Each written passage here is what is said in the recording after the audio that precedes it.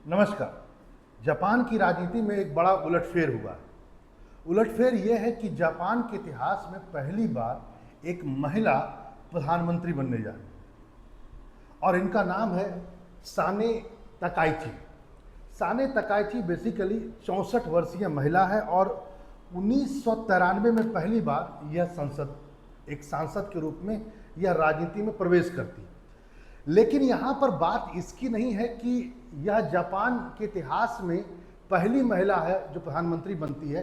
बात यह है कि जापान का यदि आप पॉलिटिकल सिनेरियो पूरा देखें, परिवेश देखें, तो वहाँ पर महिलाओं की भागीदारी राजनीति में बहुत कम है। जापान जरूर बहुत तकनीकी रूप से आगे बढ़ा और विकसित देश की श्रेणी में आता है, लेकिन जापान का समाज आज भी परंपरागत स्वरूप को लिए हुए और उस स्वरूप को तोड़ता हुआ यह चेहरा आपको दिख रहा है 64 वर्षीय तकाइची का।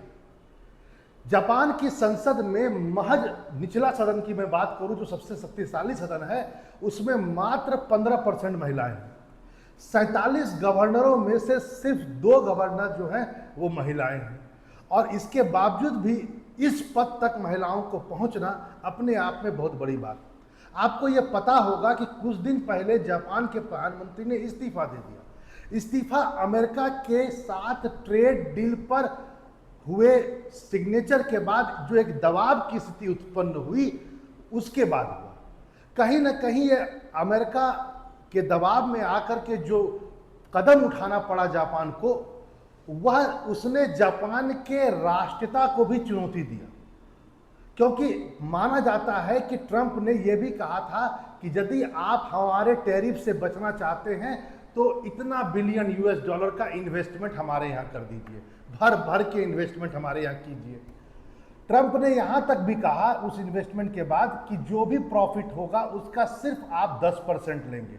यह जापान की संप्रभुता का बहुत बड़ा हनन था, क्योंकि कोई देश यदि किसी देश में जाकर के अपना उद्योग लगाता है तो ऐसा नहीं होता कि आप अपने प्रॉफिट का सब आप उस देश को दे दें। हाँ, जो भी उस देश का टैक्स होगा, जो भी उसके रूल रेगुलेशंस होंगे वो आपको मान्य होंगे। लेकिन ट्रंप के दबाव में आकर के ये मानना पड़ गया था जापानीज पीएम को और वहीं से उनको दबाव जो मिला उन्होंने इस्तीफा दिया और इससे जापानी राष्ट्रीयता की भावना बहुत तेजी से उत्पन्न हुई और इसी राष्ट्रीयता का प्रतीक है तकाइची। तकाइची पूर्णतः एक दक्षिणपंथी विमेन है।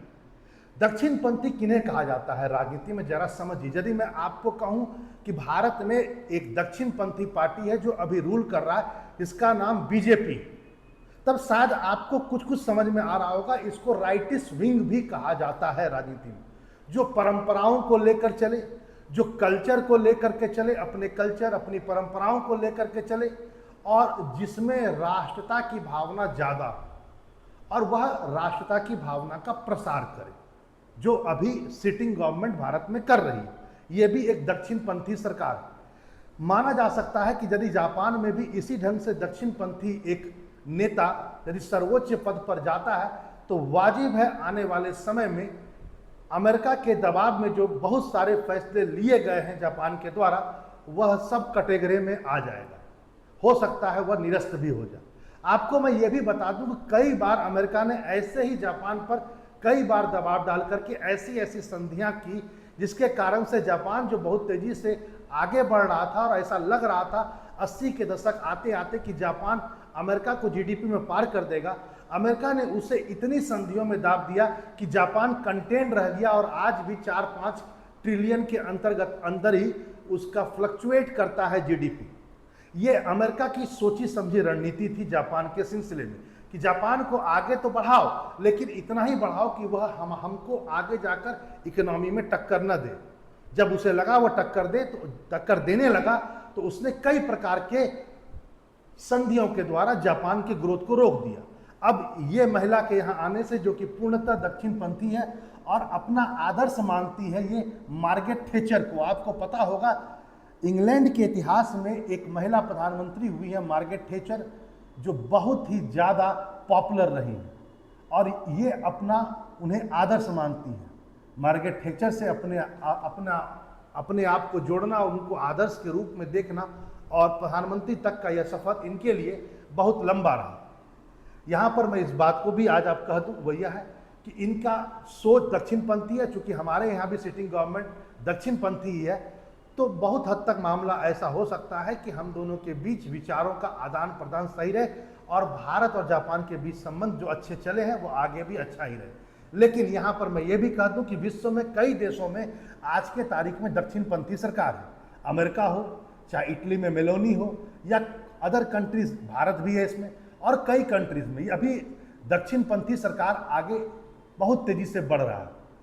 दक्षिणपंथी बढ़ने से क्या होता है? राष्ट्रवाद बढ़ता है, और राष्ट्रवाद जब बढ़ता है तो कई बार यह दो देशों के बीच संबंध को नकारात्मक भी कर सकता है। आपने देखा अभी हाल में अमेरिका और भारत के बीच संबंध बहुत अच्छे चल रहे थे, लेकिन चूंकि राइटिस्ट विंग की सरकार आई तो अमेरिका फर्स्ट, जो ट्रंप का एक तरह से स्लोगन है, राइटिस्ट विंग का ऐसा ही स्लोगन होता है दक्षिणपंथियों का, तो उन्होंने अमेरिका फर्स्ट किया और अमेरिका फर्स्ट के चक्कर में धीरे धीरे करते करते ऑपरेशन सिंदूर होते होते अंतगतवा भारत के साथ संबंध खराब हुआ। यहाँ पर भी जापान में भी दक्षिणपंथी सरकार है। देखना होगा कि भारत के साथ संबंध कैसे रहते हैं। वैसे भारत के प्रति इनका नज़रिया बहुत ही पॉजिटिव रहा है शुरू से, इसलिए यह कह देना एकदम अभी अतोसयुक्तिपूर्ण होगा कि भारत के साथ भी संबंध को हम लोग को उसी आधार पर देखना होगा जैसे ट्रंप के साथ खराब हुआ। बिल्कुल नहीं, ऐसा नहीं हो सकता। लेकिन फिर भी मैं इस बात को कह देता हूं कि जापान का समाज शुरू से पितृसत्तात्मक समाज रहा है, पाश्चारिकल सोसाइटी रहा है, और उस समाज में महिला प्रधानमंत्री होना अपने आप में बहुत बड़ी बात है। जैसा कि मैंने कहा, तकनीकी रूप से जरूर जापान आगे है, लेकिन समाज उसका अभी भी परंपरागत था, जहां पर पुरुष प्रधान समाज रहा है। तकाइची का प्रधानमंत्री बनना उस पुरुष प्रधान समाज को भी चुनौती है। चलिए फिर मिलते हैं ऐसे ही इंफॉर्मेटिव एक नए वीडियो के साथ। नमस्कार।